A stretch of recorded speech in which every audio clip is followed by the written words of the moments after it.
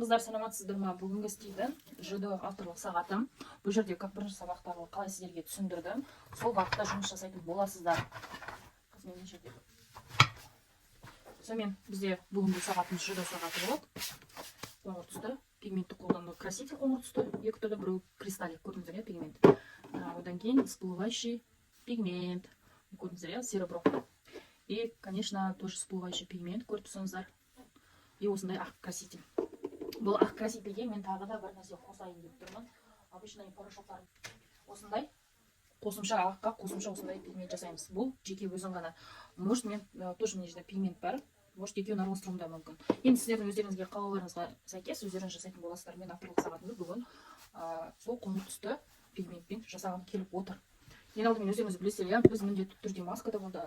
Респиратор маскада болуымыз керек, міндетті түрде бізге перчатка керек, өздеріңізге горелка керек, одан кейін смоламыз керек, стакандарымыз керек. Алдыңғы сабақта толыққанды сіздерге айтып кеткенде, дәл сол сабақ бойынша ары қарай солай жасай бересіздер. Именно сіздер қандай түсті сағат жасағыларыңыз келеді, сіздер уже білесіздер, расчет смоланы қалай қолдану керек екенін, сол себепті мен оны нақты айтпайын. Самый главный қазіргі жасайтын сағатымыздың основасын осылай сіздерге көрсетіп жатқан жайым бар. Сонымен қыздар, сабағымызды бастаймыз.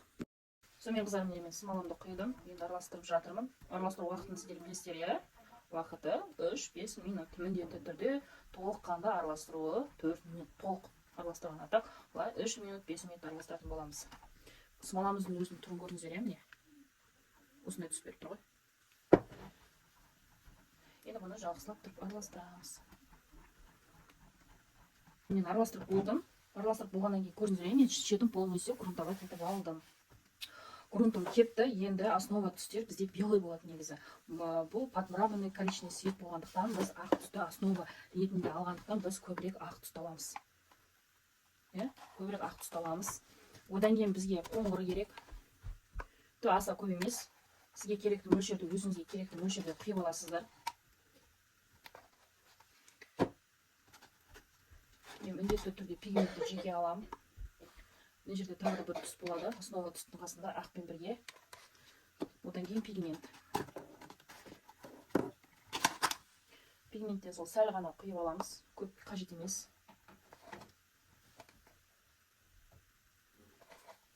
Серебро түсін. Сонымен мына жерде ақтың жасын құйып алайық кішкене.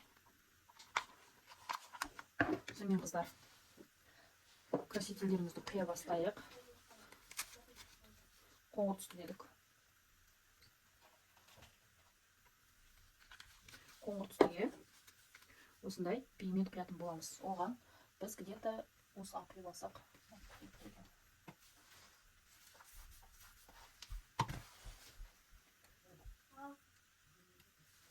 Құйып алдық. Одан кейін біз чистый порошок салатын боламыз. Основа түстіге тоже ақпен бірдей қылып. Қойып тастаймыз. Қоңыр. Негіз бір қоңыр қылып алсақ та жетуші еді. Мен осыда пигментті жеке құйып алайын. Пигмент бұл бізде серебро болады.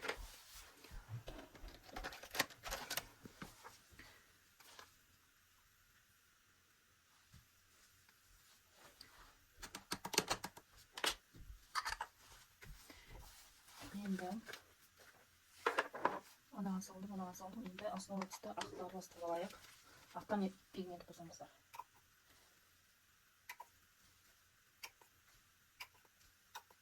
Көп мөлшерде қостым. И порошок қосам. Міндетті түрде порошок қосам.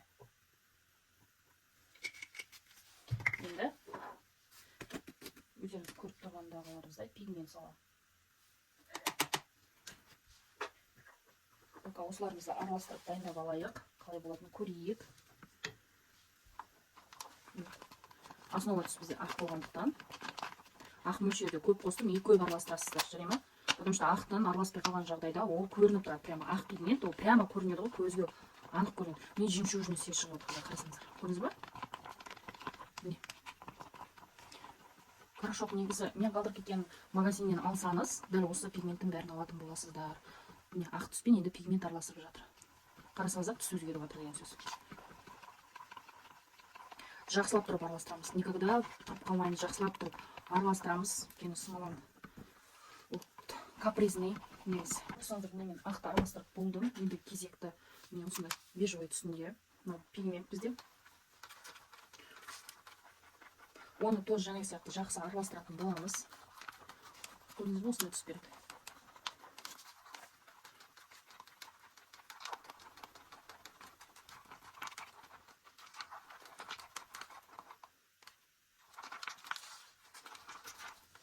Сонда міне мен араластырып дайындап қойдым. Ендігі түсіміз всплывающий пигмент араластырып алайық.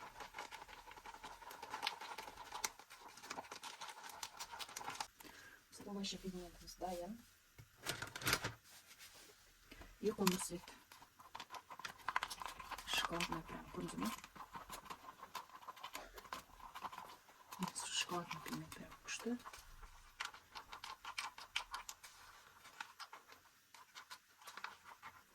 Бұның ішіне мен пигмент қосып жібергім келіп тұр да.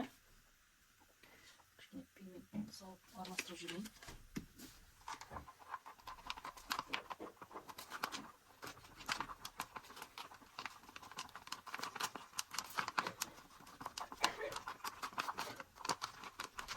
Қараңыздар, қандай күшті шықты прямо.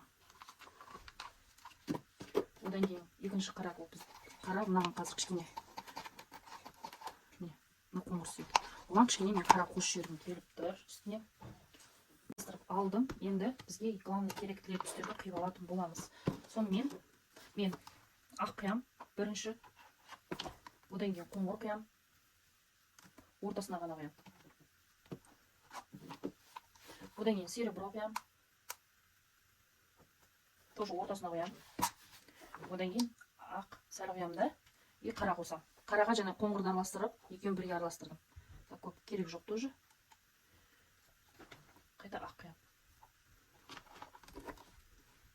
Қайта қоңыр. Көрдіңіздер, иә? Сонымен мен палочканы алайын. Саламыз, екі рет араластырамыз. Все, болды. Енді біз қалай қиямыз? Қара қосаңыздар.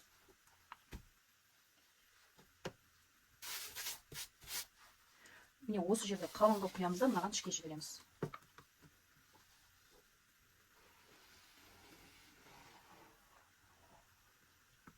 Көрдіңіздер ғой, иә? Енді бізге қоңыр керек.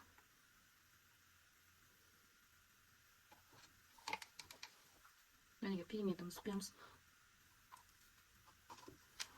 И серебро. И ақ. Дәл жәнегі сияқты ортасына саламыз да, екі рет айналдырамыз.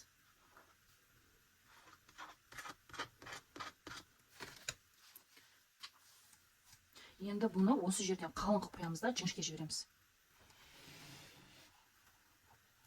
Көрдіңіздер ғой, иә? Осы жерде жіңішке жібереміз да.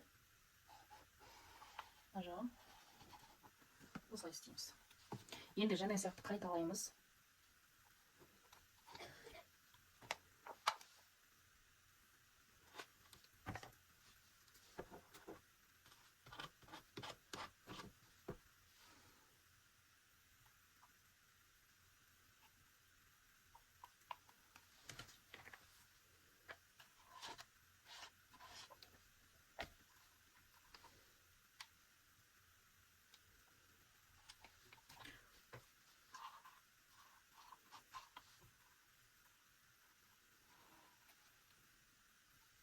Не көрдіңіздер, иә?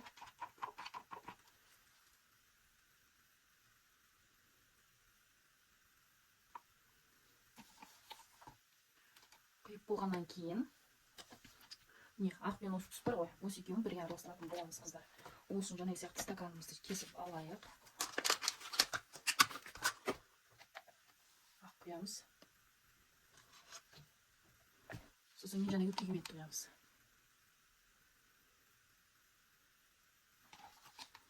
Қайта ақ.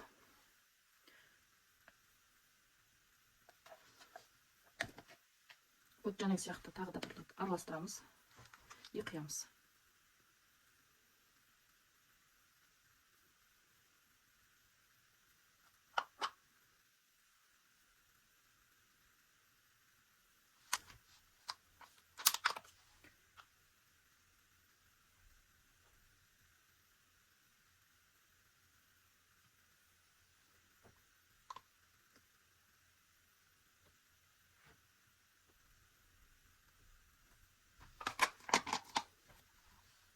Сонымен қыздар қолдың көмегімен енді қолдың көмегімен мынаның бар жерін жағып шығып, қолдың көмегімен жағып шығамын деген сөз. Алдымен осылай шектерін істеп алайық.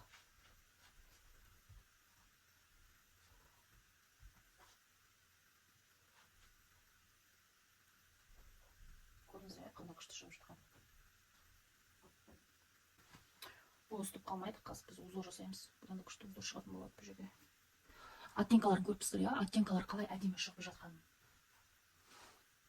Все, қыздар, енді феннің көмегімен фенмен үрлеп шығатын боламыз. Негізі горелка қолдануға болушы еді, но фен маған удобно. Получается, көбір кейін алып шығамыз деген сөз.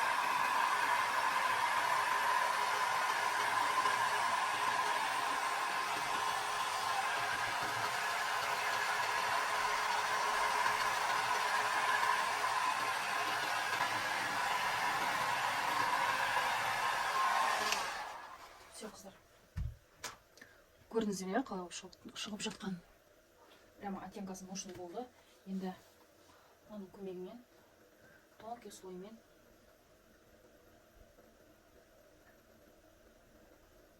шығып шығамын деген сөз. Прямо тонкий қыздар.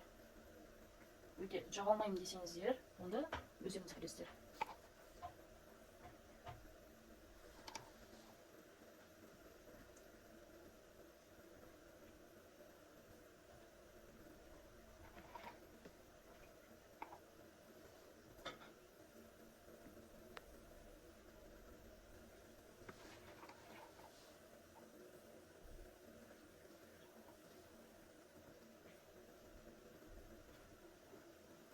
Аматсыздар ма, қыздар, бүгін міне авторлық ЖО-да сабағын көрсететін боламын. Бүгінгі екінші бөлімі. Сонымен біз тастарды қайдан қалай қоятын айтып кететін боламын. Сонымен қыздар, міне тас, осындай тас, мына енді көгілдір тас, оны қоспадым. Мен основа міне қара тас алдым, міне көріп тұрсаңыздар, қара тас, натуральный тастар. Одан кейін тағы да қосымша тастар қостым. Көріп тұрсыздар, иә, міне тастарды қалай қоямыз? Тастарды қойған кезде бірінші ұсақ тастан бастап қоямыз. Одан кейін щетканың көмегімен осылай жөндеп шығатын боламыз. Неге десеңіздер, бізде узордың сызықтарын көріп тұрсыздар, иә, узордың сызығымен қойған кезде біздің тастарымыз әдемі түседі.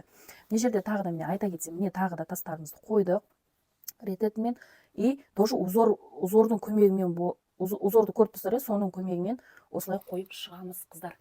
Қарап тұрсаңыздар, иә. Мына жерде тастар тоже ақ тас. Неге мен ақ тас қойдым? Өйткені мына жерде бізде ақ красительмен жемчужный, көріп тұрсаңыздар, жемчужный краситель қосылған. Мына жерде сызықтарына құйған кезде соған ақ тас қойып тұрмын. Мына жерде тоже қарасаңыздар, тоже сызықтың көмегімен қойдым. Когда сіз сызықтың көмегімен қойған кезде сіздердің тастарыңыз әдемі көрінетін болады. Светімен қойсаңыздар вообще күшті болады. Енді цифрларды жапсырған жоқпыз, цифрларды біз қазір жапсыратын боламыз. Мына жерде тоже міне тастарымды қойып шықтым мен. Қазір соны щетканың көмегімен сызық жасап алайық.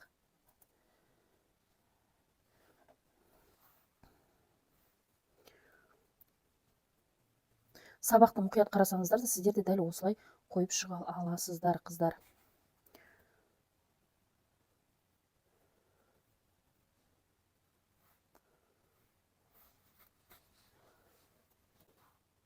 Қазір дифратордың көмегімен көретін боламыз. Цифрларымыз қаншалықты түзу тұрғанын. Ақырын қоямыз. Үстін басып тұрамыз да, цифрларымызды жөндеп аламыз. Но все равно біз эпоксидный смоламен жапсыратын болғандықтан, любой момент жөндеп алуға болады, қыздар. Қатты басып тұрсаңыздар, дифраторды прямо өз орнына келіп түсетін болады. Примерно осылай, міне қыздар, көрсеңіздер, не осылай. ЖО-да сағаты осылай тұрады, қисық, бір жағы осылай болады. Сол себептен дифратор пока бізге көмек керек жоқ. Енді бізге смола қанша мөлшерде смола кетеді, соны есептеп алайық. Сол себепті смоладан біз аламыз, как всегда, 10 грамм смола, 5 грамм отвердитель алатын боламыз. Ең алдымен қолымызға перчатка киеміз. Ол міндетті түрде. Мен алдында айттым, перчатка қолға жұқса кетіру қиын болады деп. Сол себепті міндетті түрде перчатка алдымызға фартук киіп алсаңыз болады. Енді бізге высыды қосып, стаканымызды қоямыз, нөлге түсіреміз. Бізге керегі 10 грамм смола. 10 грамм смола.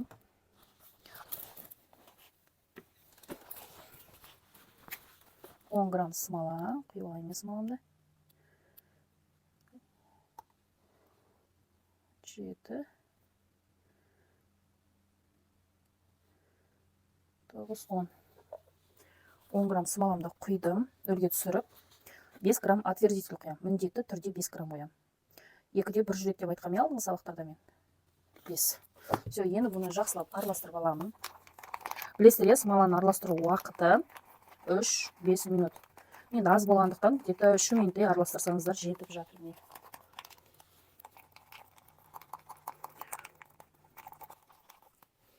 Қыздар, мен араластырып алдым, енді жағып шығатын боламыз.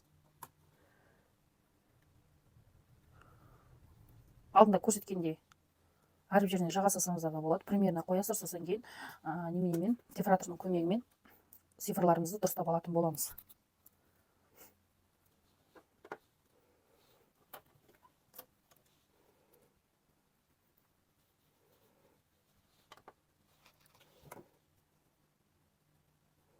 Қыздар, қарасаңыздар, мен цифрларды қойып шықтым толығымен. Енді цифраторды қойып, үстін басып тұрып, мен цифрларды жөндейтін боламын. Қойдым, қатты басам. Қарасаңыздар, цифрларды жөндеп реттеп шығатын боламын.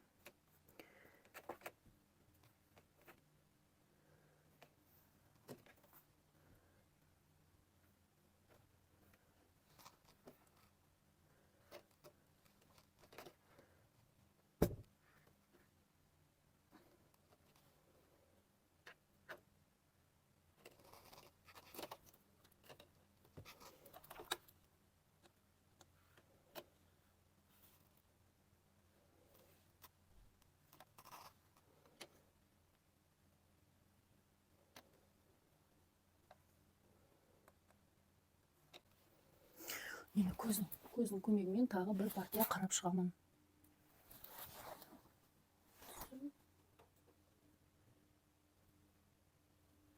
Все, қыздар. Сонымен келесі етабымыз цифрды қойып біткеннен кейін, тастарымызды жаңа бұзылған жерлерді жөндеп аламыз. Қарап тұрсаңыздар, енді сол тастардың үстінде жаңа 10 грамм мен 5 грамм алдық қой. Соны үстінен әріп жерінен жағып шығатын боламыз.